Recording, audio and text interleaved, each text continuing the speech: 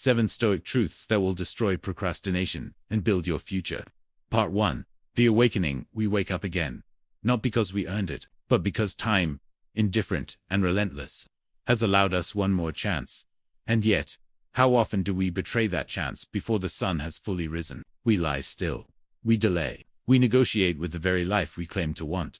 There is a quiet war happening each morning, a war not of noise, but of will, and most lose it before they even stand.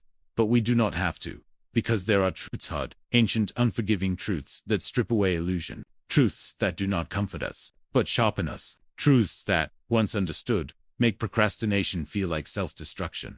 Let us walk through them, not as spectators, but as participants. Truth, time is not ours. The first thought must be this: you do not own this day. It was not promised to you. It was not reserved in your name.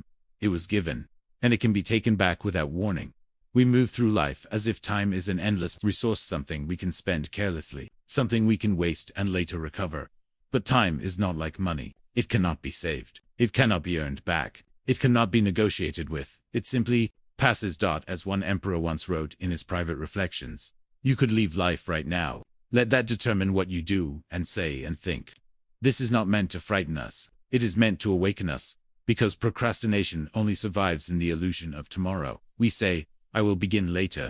But later is a concept, not a guarantee. And so each moment we delay, we are not postponing life. We are discarding it.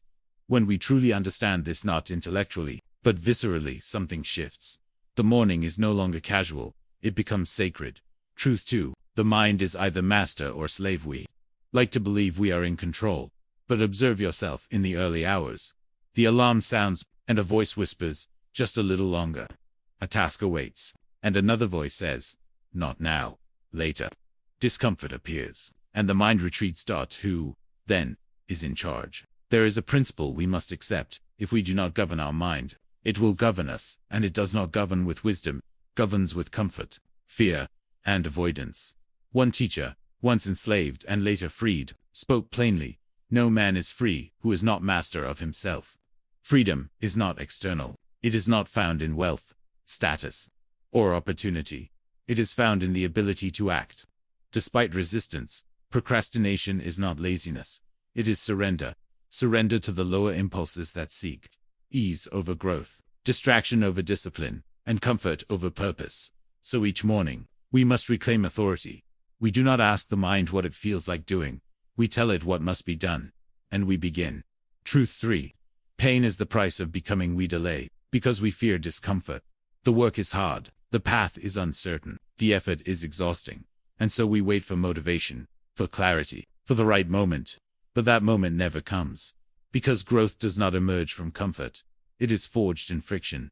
There is a line, written long ago, that cuts through all excuses. Difficulties strengthen the mind, as labor does the body. We must understand this deeply.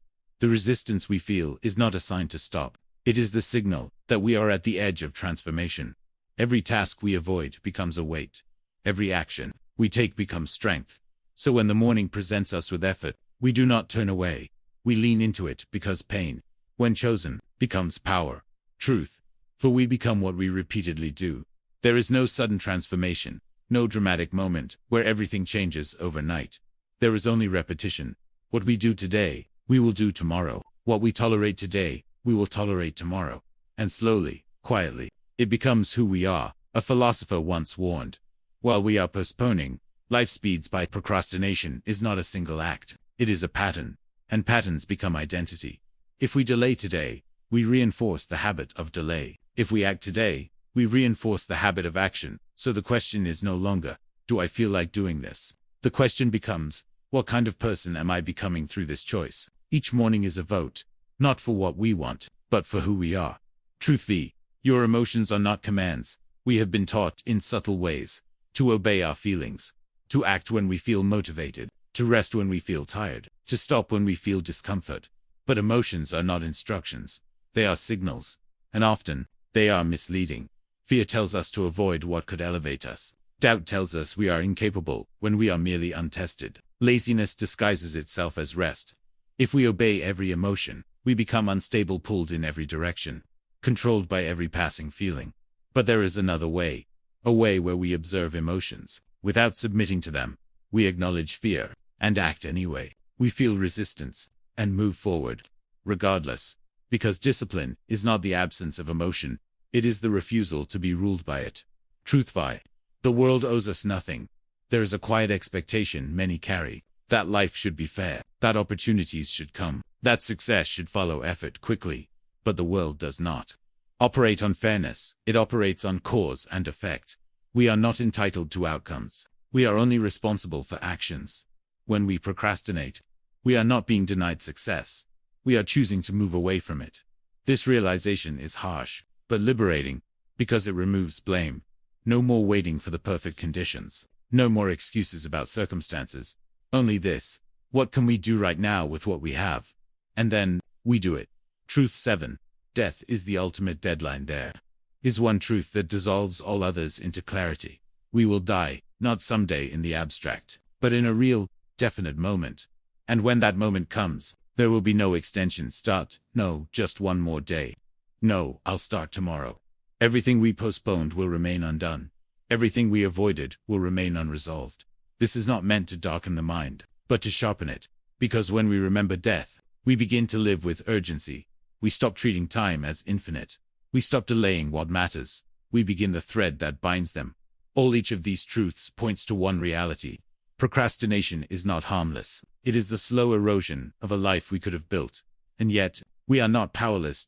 Because each morning, we are given a choice. To drift, or to direct, to delay, or to act, to remain the same, or to become something greater. We will feel resistance. We will face doubt. We will be tempted to return to comfort. But we do not follow those impulses blindly. We stand. Apart from them, we choose action. Not because it is easy, but because it is necessary. Tomorrow, if it comes, will not save us. Only what we do today, in this moment, has power.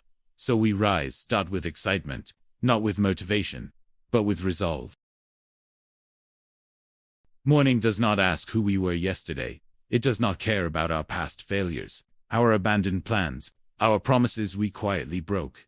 It arrives the same way, cold, indifferent, and precise. And in that indifference, there is power, because it means we are not bound. We are not trapped by who we have been, but we are defined by what we choose. Now the first battle is invisible before the body moves. The mind speaks. It begins subtly. Not today. You deserve rest. You'll do it later. These are not harmless thoughts. They are the architects of delay. They do not shout. They whisper. They do not command. They persuade. And if we are not alert, we obey them without question. This is why the first battle is invisible. It happens in silence, between awareness and impulse. If we lose here, the rest of the day follows. But if we win here, everything shifts. So we learn to recognize the voice, not as truth, but as resistance, not as reason, but as avoidance wearing the mask of logic. And once we see it clearly, we do something simple and difficult. We refuse it. Action before emotion. Most people wait to feel ready. We do not. Because readiness is a myth. Motivation is unreliable. Inspiration is fleeting. Emotion is unstable. If we tie our actions to how we feel, we will live inconsistently, moving forward one day, retreating the next. But there is another approach. We act first. We move before the mind agrees. We begin before we feel prepared. We start while resistance is still present. And something unexpected happens. Emotion follows action. Clarity follows movement. Confidence follows effort. This reverses everything. We are no longer waiting for the right feeling, we are creating it. The ritual of rising there is a moment, small, almost insignificant, where everything is decided. The moment we leave the bed, it seems trivial, but it is not. Because in that moment, we either submit or we command. There is a reflection written long ago by a man burdened with responsibility beyond imagination. At dawn, when you have trouble getting out of bed, tell yourself, I am rising to do the work of a human being. Not a suggestion, a reminder. We are not here merely to exist, to consume, to be comfortable. We are here to act, to contribute, to build, to endure. So when the body resists, we answer it not with negotiation, but with purpose. We rise. Cutting through illusion. Procrastination survives on illusion. The illusion that there is time, the illusion that the task is too large, the illusion that we need the perfect conditions. But all of these dissolve under examination. There is only ever now. The task is only ever the next step, and conditions are never perfect. One thinker, writing in letters meant not for the public but for a friend, observed, "We suffer more often in imagination than in reality." How much of our delay is built on imagined difficulty? We magnify the effort before we begin. We inflate the challenge until it feels overwhelming, and so we avoid it. But when we finally act, we often find that the reality is smaller than the fear. So the discipline becomes this: do not think too far ahead, do not carry the weight of the entire journey. Focus only on what is in front of you, and do it. The weight of unfinished things there is a burden we carry that we rarely acknowledge. Not physical, but mental, unfinished tasks, delayed decisions, avoided responsibilities. They accumulate quietly, gradually, and they drain us not through action, but through avoidance. Each undone task becomes a subtle pressure on the mind, a reminder of inaction, a source of low-grade anxiety. We try to escape it with distraction, but it follows us. There is only one way to remove this weight: completion. Not perfection, not mastery. Just completion. When we begin and finish heaven, imperfectly we reclaim energy. We create momentum, and momentum is the enemy of procrastination. Becoming hard to defeat, we often think discipline is something we must force. But over time, something changes. With repetition, with consistency, with deliberate action, discipline becomes identity. We no longer ask, "Should I do this?" We simply do it, because it is who we are. This is how we become difficult to defeat, not through intensity, but through consistency, not through bursts of effort, but through daily commitment. One line, written centuries ago, captures this transformation: waste no more time arguing what a good man should be. Be one. There is no debate, no endless reflection, only action. The role of adversity: we often wish for ease, for smooth progress, for uninterrupted focus, for days without resistance. But this is not the path. Adversity is not an obstacle to discipline. It is the training ground for it. Every distraction resisted strengthens focus. Every difficult task completed builds resilience. Every moment of discomfort endured sharpens the will. Without challenge, there is no growth. Without resistance, there is no strength. So we stop wishing for easier days, and we begin using harder ones, reclaiming control. There is a dividing line in life. On one side, reaction. On the other, control. When we procrastinate, we are reacting to mood, to fear, to comfort. But when we act deliberately, we cross that line. We take control not of the world, but of ourselves. And that is enough, because everything we build, everything we achieve, everything we become, begins there. The quiet power of self-respect is something deeper than productivity, deeper than success. It is self-respect, the kind that is not spoken, not displayed, not performed, but felt. When we keep our word to ourselves, it grows. When we act despite resistance, it strengthens. When we do what we said we would do, it becomes unshakable. And when we procrastinate, it weakens. Not instantly, not dramatically, but slowly, until we begin to doubt ourselves. So discipline is not just about results, it is about integrity, the alignment between intention and action. But do not wait anymore. There was a time when we waited. For the right moment, for the right feeling, for the right conditions, but that time is over, because we see now what waiting truly is. Delay disguises patience. Avoidance disguises preparation. Fear disguises logic. And once we see it, we cannot unsee it, so we stop waiting. Something changes when these truths settle in. Not suddenly, not dramatically, but steadily. We begin to act more quickly. We hesitate less. We follow through more often. Not because it is easier, but because we understand the cost of not doing so. We begin to see procrastination for what it is: a quiet form of self-betrayal. And once we recognize that, we cannot accept it.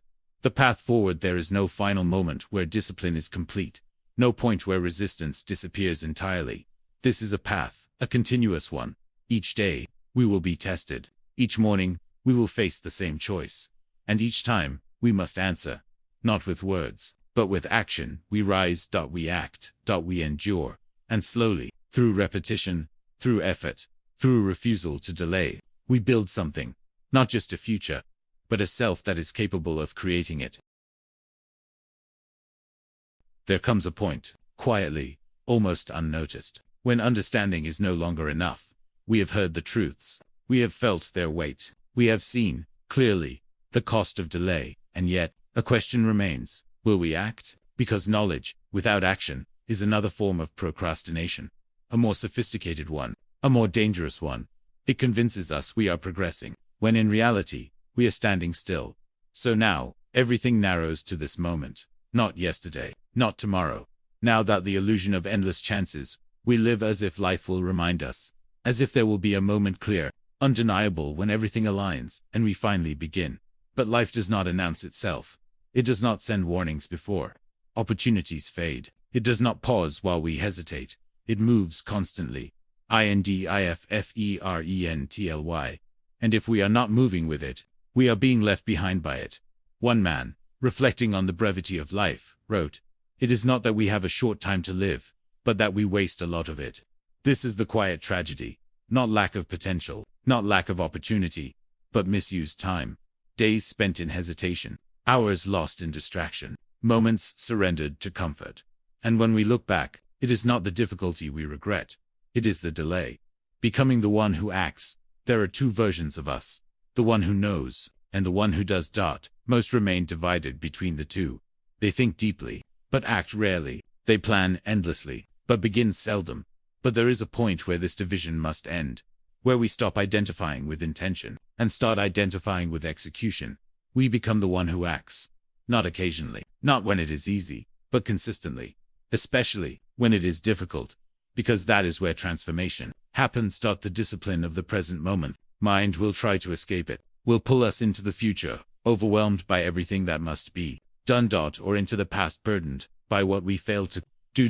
But power does not exist in either place. It exists here, in the present moment. In the single action in front of us. This is where procrastination loses its grip. Because procrastination feeds on complexity. On the illusion of too much. But when we reduce everything to this one task, this one step, this one action, there is nothing left to avoid. So we train ourselves to return to the present, to narrow our focus, to act on what is directly before us. Again and again. Silence over excuses there is a subtle habit we must eliminate. The need to explain, to justify delay, to rationalize inaction, to tell ourselves stories about why we didn't begin. These explanations feel harmless, but they reinforce the behavior. They make procrastination acceptable. So we replace explanation with silence. No more internal debates. No more elaborate reasoning. Just action. If it must be done, we do it. Without drama, without resistance, without delay. The identity we carry forward, what we do repeatedly, does more than shape our days. It shapes our identity. We become reliable, or inconsistent, focused, or distracted, disciplined, or avoidant. And once identity is formed, behavior follows automatically. So the real work is not forcing action every time. It is becoming the kind of person for whom action is natural. The kind of person who does not negotiate with difficulty, who does not hesitate in the face of effort, who does not delay what must be done. This is not built in a single moment. It is built daily, through small, repeated decisions. A life without delay. Imagine a life where nothing important is postponed, where ideas are acted on quickly, where responsibilities are handled immediately, where effort is consistent. There is no chaos there, no lingering anxiety, no weight of unfinished things. Only clarity, momentum, direction. This is not an unreachable ideal. It is the result of discipline applied over time, and it begins the same way it always has, with a single action. Taken now. The final truth there is something we must accept fully. Without resistance, no one is coming to save us. No moment will arrive to transform us. No external force will push us into becoming who we could be.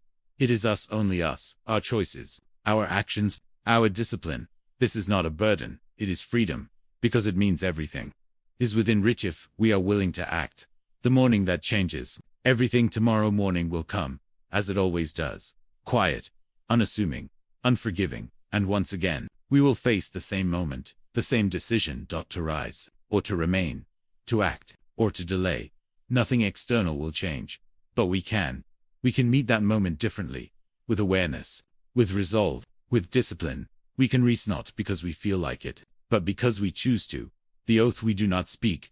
There is no need for loud declarations, no need for public commitments. The most powerful decision is the one made in silence. A private agreement with ourselves, that we will no longer delay what matters, that we will no longer betray our own potential, that we will act consistently, deliberately, and without excuse, not perfectly, but persistently, and so we begin not tomorrow, not later. Now we begin with what is in front of us. We take the first step, then the next, then another dot, and over time, something remarkable happens. The resistance weakens, the habit strengthens, the identity shifts, we become someone else. Someone who does not wait, someone who does not hesitate, someone who builds final reflection at the end of life. There will be no concern for comfort, no pride in ease, no satisfaction in delay.